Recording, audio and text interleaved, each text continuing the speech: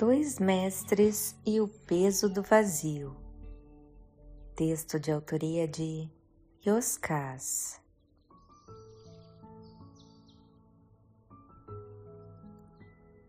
Essa história aconteceu há muito tempo, logo que entrei na ordem esotérica dos monges da montanha. Foram dias intensos de muitas descobertas, encontros e conquistas internas. Ao ter acesso a interessantes conteúdos, tanto filosóficos como metafísicos, eu os usava como faróis para iluminar algumas das minhas muitas imperfeições. Um trabalho sem fim. Foi um período de importantes transformações pessoais por causa da mudança de olhar proporcionada por esses estudos. Ao retornar no ano seguinte para mais um ciclo de aprendizado, eu estava radiante. Mas todo o bem-estar desapareceu nos primeiros dias. Godofredo, um monge que ingressara na ordem apenas 2 anos antes, matriculado nos mesmos cursos que eu frequentava, desde logo se mostrara hostil comigo sem qualquer motivo aparente. De início se valia da ironia ou do sarcasmo, abjetas modalidades de violência que se valem da ridicularização para agredir e coagir, todas as vezes que eu me manifestava sobre algum assunto. A sós, no trato pessoal, pouco a pouco, deixou a malícia e a zombaria de lado para se tornar mais rude com as palavras. Quando estávamos no meio de outros monges, se valia do desprezo, outra nefasta maneira de agredir. A situação se agravava pelo fato de a presença de Godofredo causar um bom impacto no grupo. Seja por causa do porte físico e os belos traços do rosto, seja por possuir uma enorme inteligência social. Ele tinha o dom de cativar e seduzir as pessoas. Onde estivesse, sem demora, se tornava o centro das atenções, contando fatos, piadas ou elogiando a todos, ou quase todos. Ao seu jeito, controlava o grupo dos monges iniciantes. Sem se darem conta do seu perfil dominador, as pessoas gostavam dele e se mantinham ao seu redor. Porém, a minha presença o incomodava. Eu desconhecia o motivo. Nunca fui o mais bonito ou inteligente em nenhum dos lugares que frequentei. Nada em mim tinha a capacidade de ofuscar o brilho social de Godofredo. Aquela agressividade me oprimia e incomodava a ponto de começar a atrapalhar o meu sono. Acordava no meio da noite com pensamentos insólitos de situações hipotéticas em que ele dependia da minha boa vontade para se salvar de algum problema, ou eu me imaginava revidando a agressividade sofrida com atitudes ainda mais violentas. Confesso que algumas vezes divaneei no desejo de ter superpoderes para extravasar todo o meu mal-estar. Acuado e desequilibrado emocionalmente, sem me dar conta, deixava o ódio se enraizar no meu coração. O desconforto foi escalando tons até eu considerar a possibilidade de abreviar aquele ciclo de estudo antes mesmo de um encerrar. Talvez nem mesmo voltar no ano seguinte. Havia outros lugares e maneiras de prosseguir com a jornada do autoconhecimento. Sempre há. Lembrei da infância em um bairro de relações e conceitos complicados, quase selvagens, no qual a sobrevivência e a moral se mantinham através de princípios e valores precários e duvidosos. Uma fase difícil. Havia também a questão do sentimento de rejeição, sempre muito forte por causa do relacionamento complicado que eu tivera com os vários familiares desde sempre. O olhar e o propósito que eu adquirira, seja sobre mim, seja sobre a vida, havia mudado muito em função do que eu aprendera nos últimos anos no mosteiro. Agressões físicas, morais ou verbais não faziam mais parte da paleta de escolhas com as quais eu decidira me construir e caminhar pela estrada do tempo. Nada que pudesse apagar a minha luz me interessava como mecanismo de movimento através da existência. Contudo, a ordem não era mais um lugar agradável para mim. Era hora de partir, talvez para sempre. Foi isso que eu disse ao velho, como carinhosamente chamávamos o integrante mais antigo da ordem, naquela madrugada sem lua, quando o encontrei preparando café na cantina enquanto todos ainda dormiam. O bom monge me ofereceu um olhar acolhedor, repleto de bondade, compaixão e paciência, como se dissesse que, para sempre, é tempo demais. Com o queixo, apontou para a última mesa, ao lado das janelas com vista às montanhas e ao céu estrelado. Sentei-me. Sem demora, ele trouxe 2 canecas com café fresco e se acomodou ao meu lado. Fez um gesto singelo com a cabeça, como que dizendo para eu falar, e completou: "Abra o seu coração." Falei por minutos que não sei precisar. Relatei os fatos, confessei a minha mágoa e o desconforto em permanecer no mosteiro. Os estudos tinham tido um efeito maravilhoso quanto às oportunidades de transformação oferecidas. Eu descobrira muito de quem eu não era, encontrara muitas questões que precisavam ser reconstruídas em mim. O mundo e a realidade mudaram porque o meu olhar se modificara e passara a ver todas as coisas, pessoas e situações sob um ponto de vista até então inusitado e impensado. Minhas expectativas tinham se superado. Eu agradecia por demais, mas estava na hora de partir. O velho franziu as sobrancelhas e comentou: "O caminhão das verduras não deve tardar. Se quiser, pode pegar uma carona até a estação de trem." Bebeu um gole de café e disse: "Uma pena, justamente no momento em que a oficina se abriu às suas obras."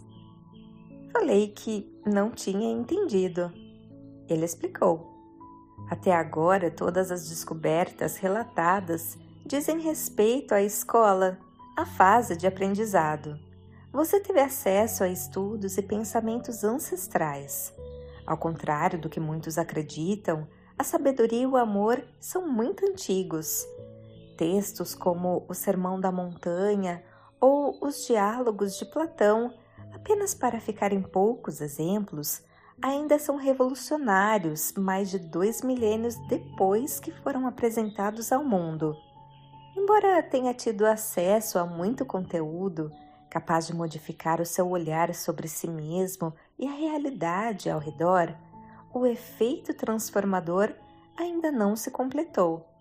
Trata-se da etapa seguinte referente à oficina, o momento de utilizar esse saber para reconstruir o que está mal construído dentro de você." Interrompi para perguntar como eu poderia identificar aquilo que necessita de reconstrução interna. O velho respondeu de pronto: "Tudo que dói, amedronta ou incomoda." Em seguida acrescentou: "Irritações, impaciências, intolerâncias, ressentimentos, raiva, desejos inconfessáveis de vingança, sensação de impotência, tristeza, agressividade, insegurança, desistência, teimosia e desânimo, enfim, toda e qualquer manifestação de sofrimento ou medo demonstra algo mal construído, incompleto ou incompreendido. Evidenciam a corrosão das estruturas intrínsecas. Precisamos corrigir as imperfeições para evitar que os movimentos dos dias nos derrubem. Quando acontece, o impacto costuma ser devastador, tão grande que alguns demoram muito tempo para se reerguer das ruínas da própria destruição. Bebeu um gole de café e lembrou: ninguém tem o poder de demolir ninguém. Caímos em função do desequilíbrio e da fragilidade com que nos acostumamos a viver. Fez uma pausa antes de ponderar, justamente no instante em que a vida disponibiliza a oficina para que possa realizar as transmutações evolutivas com o conhecimento e as descobertas proporcionadas, você decide partir. Falei que precisava exercitar o desapego. O velho deu de ombros e pontuou: é preciso entender o autêntico significado das palavras para que não haja mau uso de um bom conteúdo. Assim, nascem as ilusões. Bebeu um gole de café e esclareceu: desapegar não é a mesma coisa que desistir. Desapegar é deixar ir aquilo que o amarra e impede de seguir em frente. Desistir é se negar a prosseguir por se acreditar incapaz. Abandonamos quem somos quando nos escondemos atrás da verdade inadmitida. As mentiras brotam no momento que enterramos a verdade. Argumentei que nem todos nascem fortes e equilibrados. O bom monge me corrigiu: ser forte é uma escolha, o equilíbrio é uma conquista. Pedi para explicar melhor. O bom monge era muito atencioso. Ao contrário do que muitos acreditam, nenhuma ligação existe entre força e brutalidade.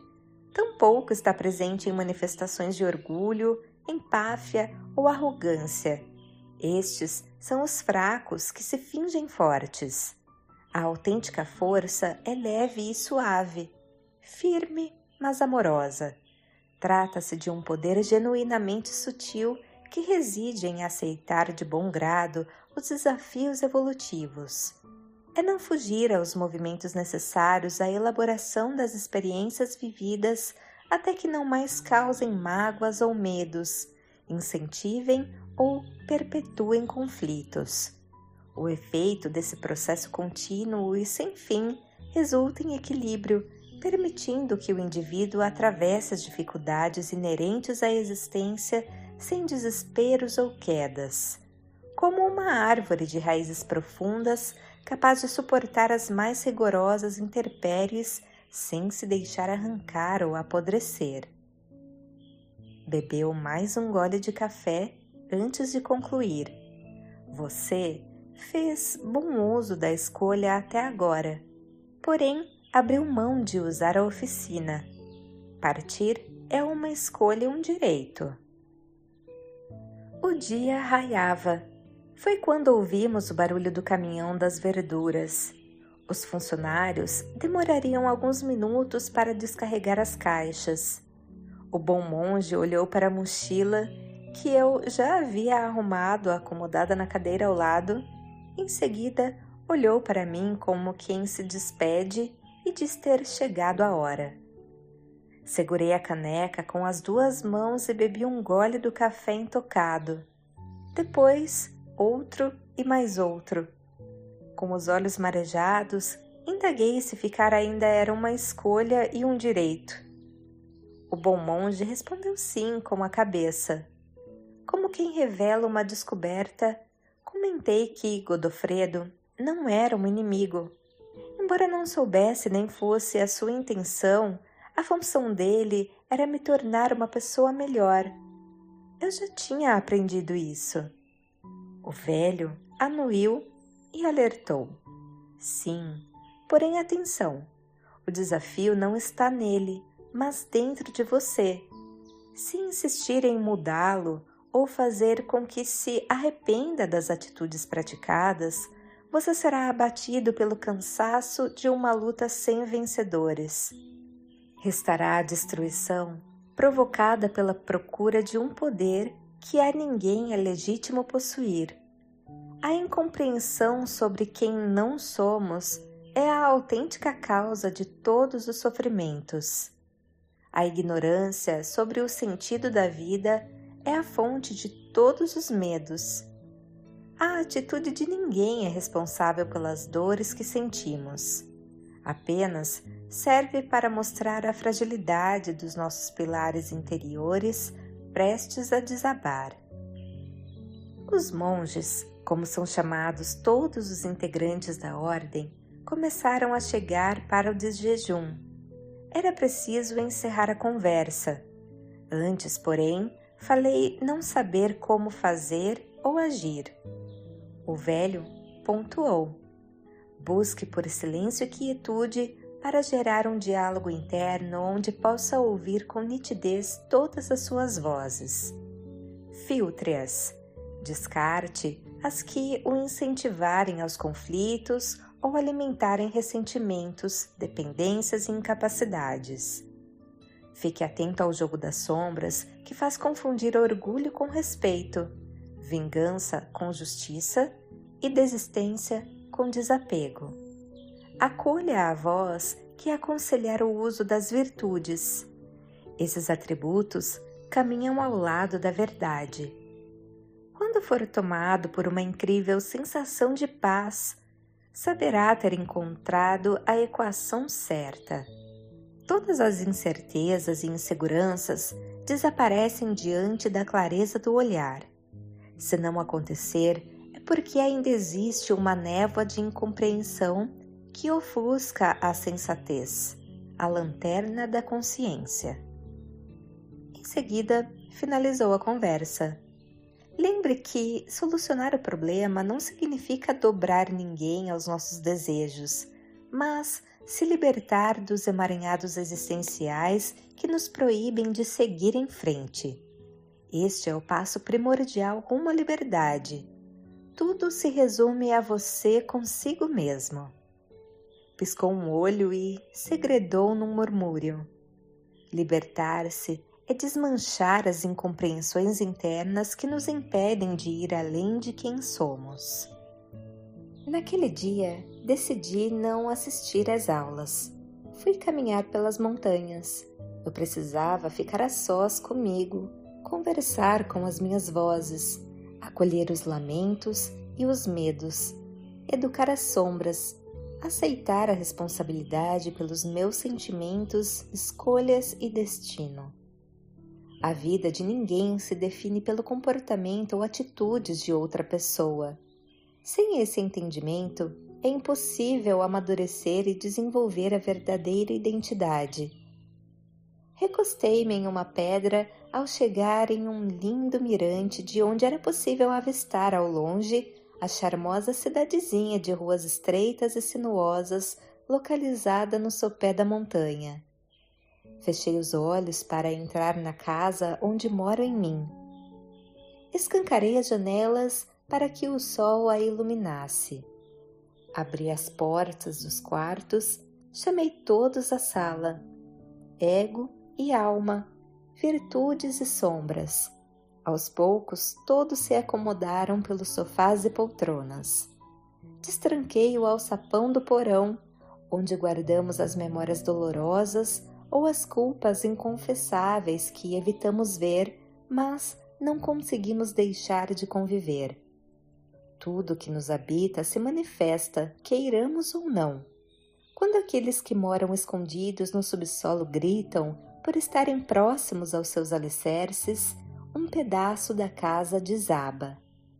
Se nada for feito, com o tempo restarão apenas as ruínas de uma mansão inacabada e mal assombrada. Assim ficamos quando nos abandonamos. O impulso inicial foi de tentar compreender o Godofredo, as razões e motivações que o levavam a agir de modo hostil. Um erro comum e atraente pela rota de escape que oferece, uma fuga vaidosa, um movimento de retrocesso pela estagnação que provoca. A compaixão não surge do entendimento quanto às dificuldades alheias, mas da simples aceitação. Aceitar não significa concordar, mas respeitar.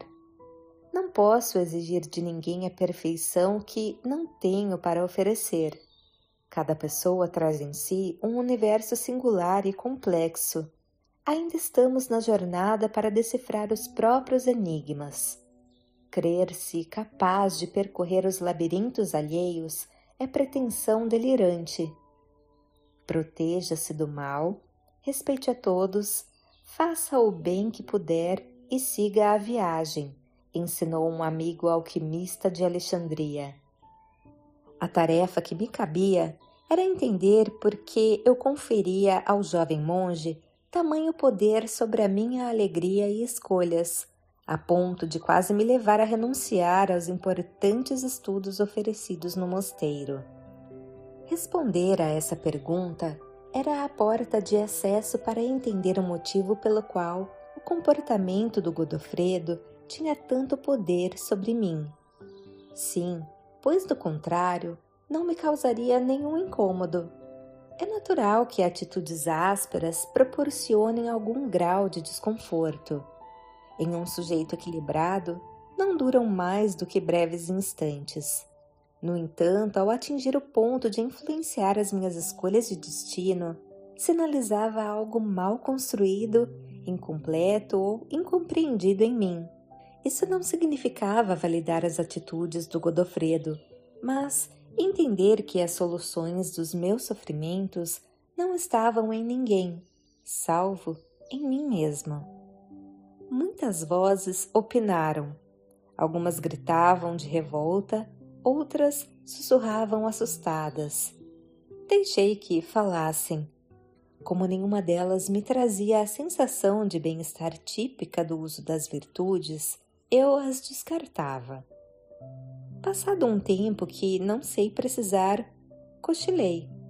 Acordei com uma voz serena que dizia: "O vazio tem um peso insuportável."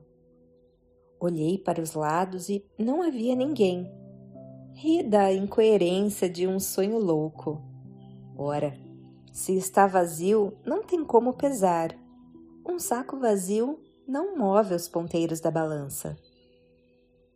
Quando não identificamos o vazio, a angústia se instala. Tornei a ouvir a voz. Eu estava acordado. Voltei a olhar nos arredores, acreditando ser uma brincadeira de algum monge. Ninguém. O vazio é a manifestação do desconhecido de si em si mesmo. A voz seguiu em suas orientações. Esperei por mais alguns minutos por alguma outra palavra, sem que nada mais fosse acrescentado. Não era o momento de decifrar a origem daquela voz, mas de compreender o alcance do seu conteúdo. Restava-me a reflexão. Aos poucos fui montando o quebra-cabeças. A angústia, aquela conhecida sensação de que algo de ruim está à espreita, se deriva do vazio existencial, o desconhecido que nos habita e domina enquanto não conseguirmos entender a sua origem e motivações. Um morador poderoso e não identificado. São as vozes escondidas no porão. Todo sofrimento traz embutido diferentes doses e níveis de angústia, o que traz peso aos dias até que fiquem insuportáveis. É nesse território marginalizado e ainda indevassável que a angústia instala um império denominado vazio, que arrasta o indivíduo para o subsolo como se estivesse sob efeito gravitacional, uma sensação angustiante por nos fazer carregar um peso sentido, porém desconhecido. Na impossibilidade de identificar o vazio ou por não saber como extinguir, os entorpecemos com diversos artifícios.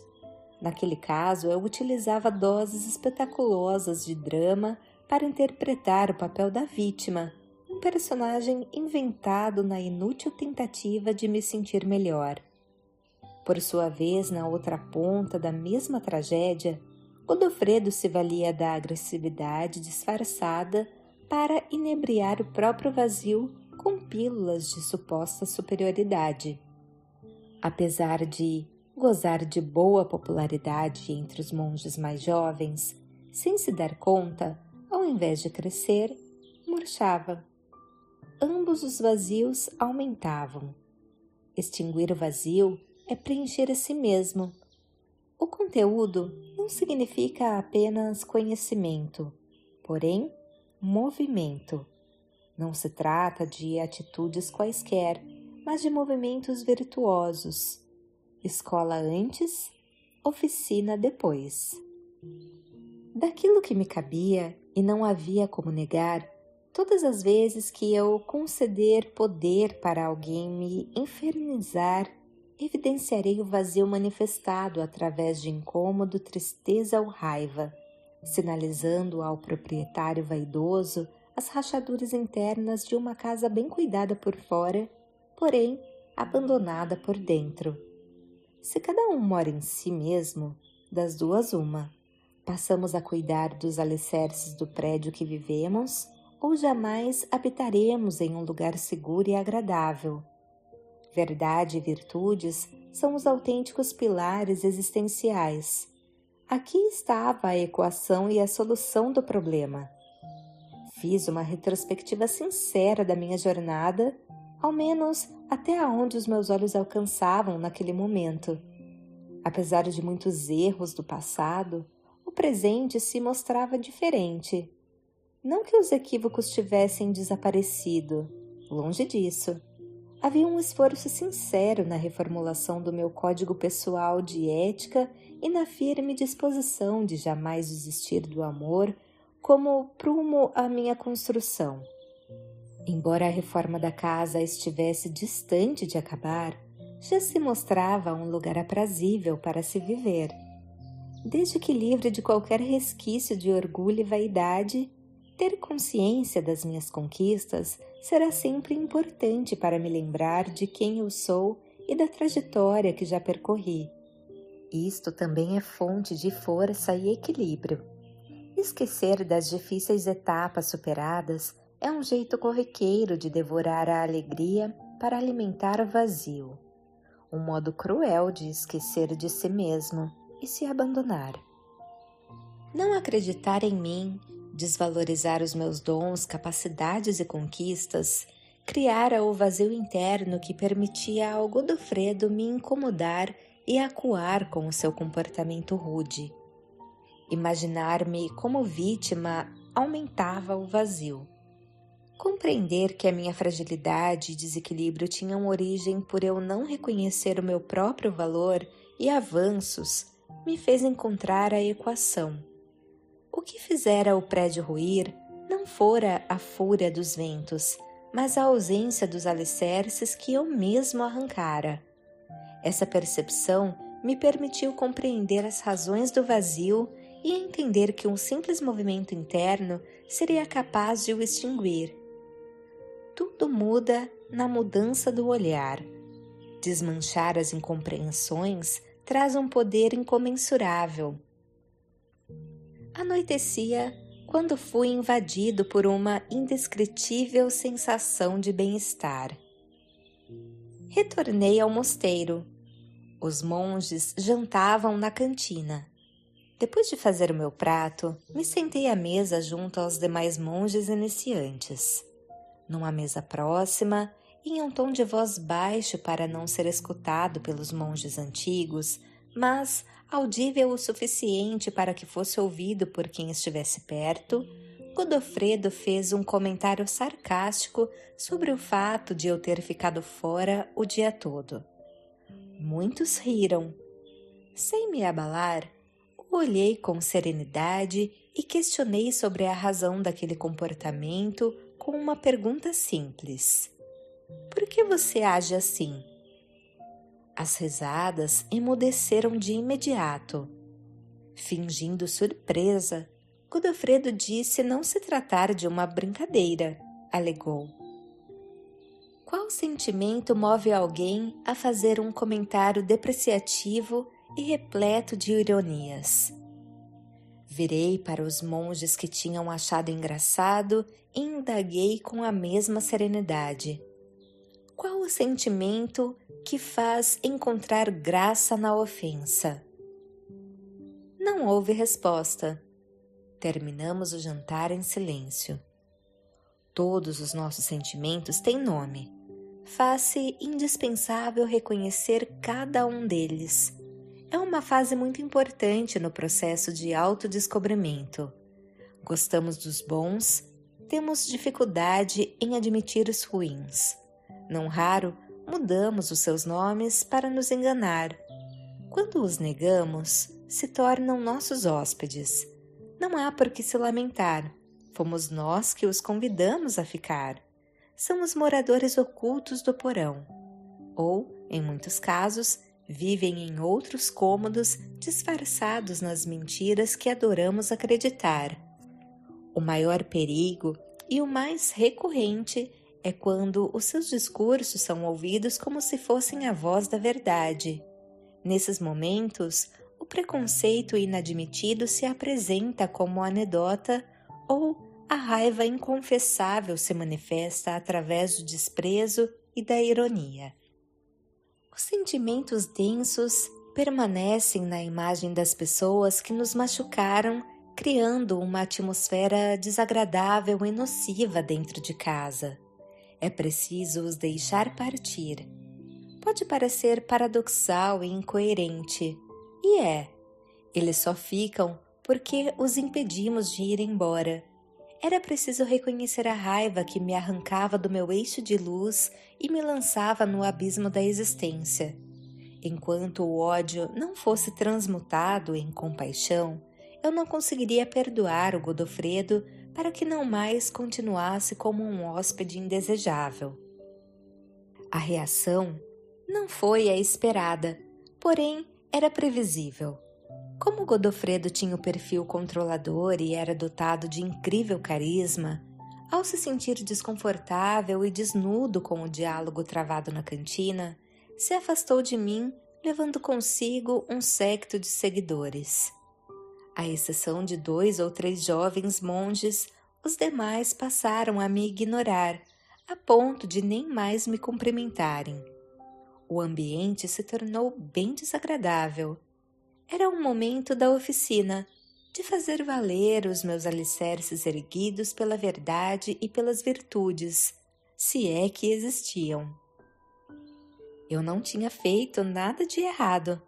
A conversa que tivemos, embora firme e sincera, não se realizou com nenhum traço de agressividade.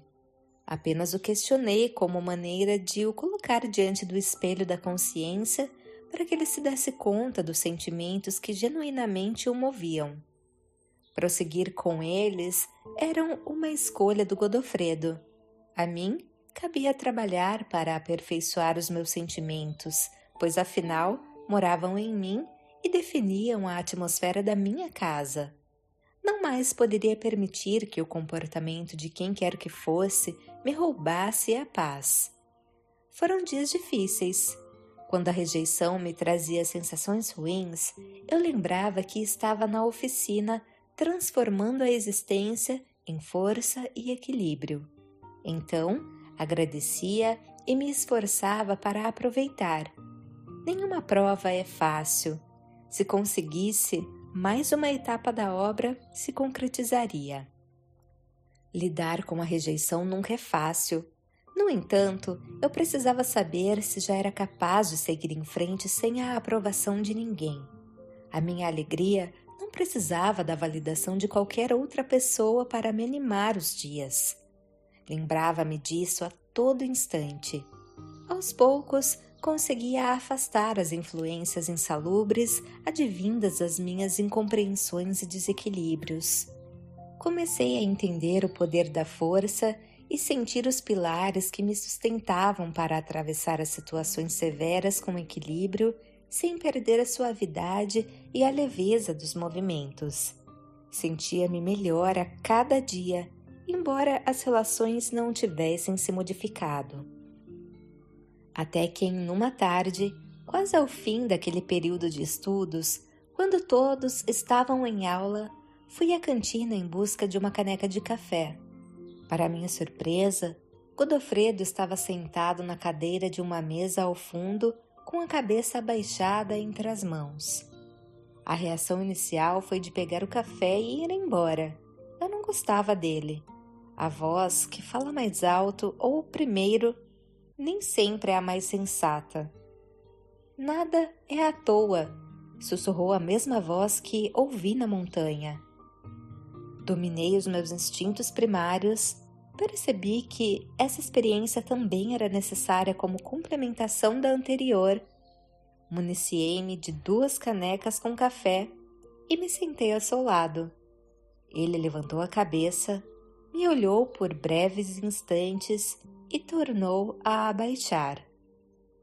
O seu rosto estava banhado em lágrimas. Ficamos sem dizer palavra por alguns minutos. Quebrei o silêncio ao falar que eu só iria embora se ele pedisse. Do contrário, lhe faria companhia o tempo que fosse necessário. O jovem monge disse não precisar de mim, tampouco queria que tivessem piedade dele. Disse para eu ir embora. Peguei a caneca e, quando estava prestes a me levantar, mudei de ideia. Falei que ficaria. Godofredo perguntou se era para eu me comprazer do seu sofrimento. Respondi que não. Ponderei que a dor, se bem aproveitada, tem o poder de aproximar as pessoas e se desmanchar através do amor impensado que surge ao romper a casca da incompreensão. Ele me falou que eu não seria capaz de entender o que ele sentia. Em seguida, contou não ter sido convidado para o 2º casamento da sua mãe. Então, começou a chorar de soluçar. Por toda a sua existência, procurou na mãe o mesmo amor que ela depositava aos irmãos. Nunca encontrou. Isso doía muito nele. Sempre doeu. Coloquei as suas mãos entre as minhas como um gesto de solidariedade. Esperei que o pranto secasse sem dizer palavra. Ao final, falei que eu não era capaz de sentir a sua dor. Ninguém conseguiria, pois cada um sente ao seu jeito, no modo como a situação transita e é tratada no âmago pela pessoa. Somos únicos. Entretanto, eu tinha condições de me sensibilizar com o sofrimento que o permeava. A rejeição tinha sido minha companheira desde a adolescência. Éramos íntimos. Ainda mais, a rejeição me ensinara a encontrar o amor e o acolhimento nos lugares e pessoas mais improváveis. Amor não tem endereço nem sobrenome. Basta não desistir de amar. Foi apenas o início de uma conversa longa e proveitosa. Descobríramos algo em comum. Tínhamos enfrentado experiências muito semelhantes, como se fôssemos integrantes de uma mesma tribo emocional. Trocamos histórias com a clara sensação de que um entendia perfeitamente o que o outro dizia. Ainda que as palavras não fossem suficientes, o coração supria a compreensão que faltava. Godofredo não se curou de imediato do sofrimento gerador do enorme vazio que tanto o incomodava. Ali começou o processo. Foi também o início de uma grande amizade que se consolidou com o tempo. Ele foi meu padrinho de casamento e eu batizei o seu primogênito. No último dia daquele ciclo de estudos, encontrei o velho podando as rosas no jardim interno do mosteiro. Ao me ver, comentou que eu trazia no rosto uma alegria e uma paz que pareciam impossíveis naquela madrugada que cogitei abandonar a ordem. Sorri. Em seguida, ele pontuou: nenhum dos cursos que frequentou proporcionou o aprendizado oferecido pelo Godofredo. A recíproca se aplica dele para você. Juntos, cada um ao seu modo e entendimento, compreenderam como identificar e preencher os próprios vazios existenciais. Perguntei se a atitude dele em me segregar do grupo seria uma tentativa inconsciente de transferir para alguém a dor da rejeição que sentia. O bom monge deu de ombros e ponderou. Do que importa saber se as motivações dele foram essas ou aquelas? Depois concluiu: a conquista consiste na vitória da luz sobre a escuridão. Ambos conseguiram. Tudo mais é menos. Arqueou os lábios em sorriso e finalizou a lição. Esta escola planetária possui alguns mestres de excelência. 2 deles, embora maravilhosos, quase nunca recebem o devido reconhecimento por suas atuações e alcances: os erros e os relacionamentos. Desde que bem aproveitados, oferecem imponderáveis possibilidades de transformação. Guardou o alicate no bolso do casaco e disse que precisava se preparar para a palestra de encerramento daquele ciclo de estudos. Observei-o se afastar com os seus passos lentos, porém seguros.